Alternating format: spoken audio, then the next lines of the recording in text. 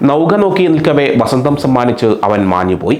ഈ അർത്ഥം വരുന്ന പോർച്ചുഗീസ് ഭാഷയിലെ നാടോടിപ്പാട്ട് ഫിദോയിലെ അർത്ഥം തന്നെയാണ് സിനിമ ബറോസ്. മോഹൻലാൽ എന്ന മലയാള സൂപ്പർ താരം മലയാള ചലച്ചിത്രത്തെ അന്താരാഷ്ട്ര തലത്തിലേക്ക് ഉയർത്തിവെക്കുന്ന ചലച്ചിത്രമാണ് ത്രിമാന തലത്തിലൊരുക്കിയ ബറോസ്.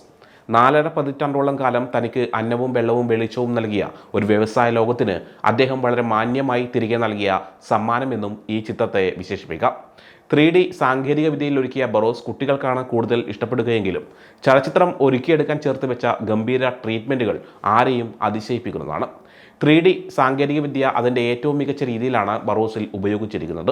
ദൃശ്യഭംഗിയും ഗ്രാഫിക്സും VFXും ഉൾപ്പെടെ സിനിമ ഹോളിവുഡിൻ്റെ ചാരുതയോട് കിടപിടിക്കുന്നുണ്ട്.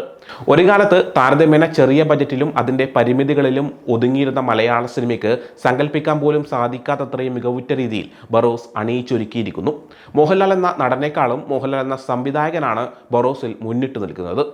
ഒപ്പം ആശീർവാദ് സിനിമാസ് എന്ന ചലച്ചിത്ര നിർമ്മാണ ബാനറും അതിൻ്റെ അമരക്കാരൻ ആന്റണി പെരുമ്പാവൂരും. മലയാളമാണ് അടിസ്ഥാന ഭാഷയെങ്കിലും മലയാളത്തിൽ മാത്രമല്ല ചലച്ചിത്രം ഒരുക്കുന്നത് എന്നതിനാൽ അന്യഭാഷാ താരങ്ങൾ നിരവധിയുണ്ട്. അവരുടെ മലയാളം സംഭാഷണങ്ങൾക്ക് ഒരൽപ്പം കൃത്രിമത്വം തോന്നിപ്പിക്കുന്നുണ്ട് എന്നത് മാത്രമാണ് ബറോസിൽ എടുത്തു പറയാവുന്ന ഒരേ ഒരു ന്യൂനത. മലയാളത്തിൽ ശ്വേതാമേനനും ലെനയുമൊക്കെ സംഭാഷണങ്ങൾക്ക് ശബ്ദം നൽകിയിട്ടുണ്ടെങ്കിലും ചെറിയൊരു ചേരായ്മ എവിടേക്കോ അനുഭവപ്പെടുന്നുണ്ട്.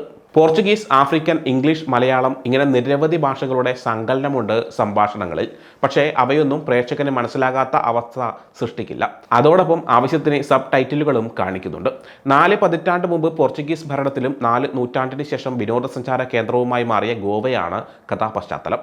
ഗോവയുടെ പോർച്ചുഗീസ് കാലത്തിൽ പോർച്ചുഗീസ് ആഫ്രോ ഇന്ത്യൻ മിത്തുകൾ ചേർത്താണ് ഫാന്റസി സൃഷ്ടിച്ചിരിക്കുന്നത്.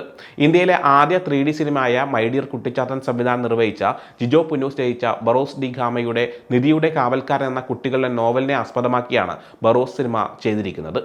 കലവൂർ രവികുമാറാണ് സംഭാഷണങ്ങൾ രചിച്ചിരിക്കുന്നത്.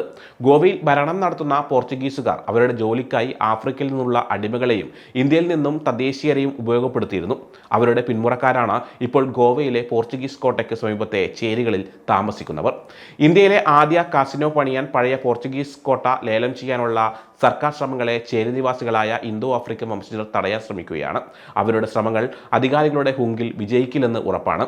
നോ കാസിനോ എന്ന അവരുടെ മുദ്രാവാക്യം കേൾക്കാൻ താളമുണ്ടെങ്കിലും അവരുടെ ജീവിതത്തിന് ആ താളമൊന്നുമില്ല.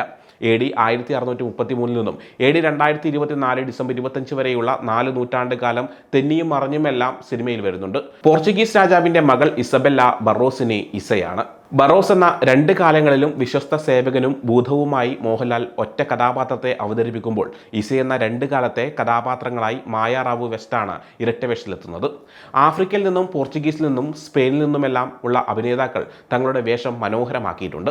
നിലവറയുടെ രഹസ്യങ്ങളിലും കടലാഴങ്ങളിലും ഫാന്റസിയുടെ മനോഹര നിറങ്ങളും കളർ പാറ്റേണും ഈ സിനിമയുടെ പ്രത്യേകതയാണ്.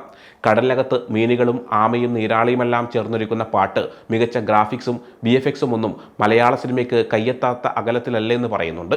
ഡോറയും ലയൺ കിങ്ങും ഒക്കെ കണ്ടു വളരുന്ന ആൽഫ ജനറേഷൻ ആ രംഗങ്ങൾ കണ്ടാൽ കുറ്റം പറയില്ല. രത്നവും വൈരക്കല്ലുകളും മുത്തും പവിഴവും സ്വർണവും എല്ലാമുള്ള പെട്ടികളാണ് ബറോസ് ഭൂതം കാത്തതെങ്കിലും യഥാർത്ഥത്തിൽ അയാൾ കാത്തിരുന്നത് മറ്റൊരു അമൂല്യമായൊരു വസ്തുവിനെയായിരുന്നു. അതൊരു മനോഹരമായ സങ്കല്പമായി സിനിമയുടെ അടിത്തട്ടിലൂടെ ഒഴുകി നീങ്ങുന്നുണ്ട്. അനിമേഷനിൽ ചെയ്തെടുത്ത ബുഡു എന്ന കഥാപാത്രം 1993 ശ്രീകുട്ടൻ സംവിധാനം ചെയ്ത ഓ ഫാബി എന്ന അനിമേഷൻ സിനിമയിലെ പ്രധാന കഥാപാത്രത്തെ ഓർമ്മിപ്പിക്കും. ഒപ്പം മൈ ഡിയർ കുട്ടിച്ചാത്തനിലേതുപോലെ റൊട്ടേറ്റിംഗ് സെറ്റ് മെക്കാനിസവും ബറോസിൽ ഉപയോഗിച്ചിട്ടുണ്ട്. വ്യത്യസ്തവും സിനിമയുടെ കഥാപശ്ചാത്തലത്തിന് അനുയോജ്യവുമായ രീതിയിലുള്ള പരീക്ഷണ ആംഗിളുകളുമുള്ള സന്തോഷ് ശിവന്റെ ക്യാമറ, B അജിത് കുമാറിന്റെ എഡിറ്റിംഗ് എന്നിവ കിടപിടിക്കുന്നവയാണ്. ഭൂതത്തിന്റെ ശബ്ദത്തിൽ തന്നെ പാട്ട് വേണമെന്ന നിർബന്ധമുള്ളതിനാലാവണം സിനിമയിലെ ഗാനങ്ങളും മോഹൻലാൽ തന്നെയാണ് ആലപിച്ചിരിക്കുന്നത്.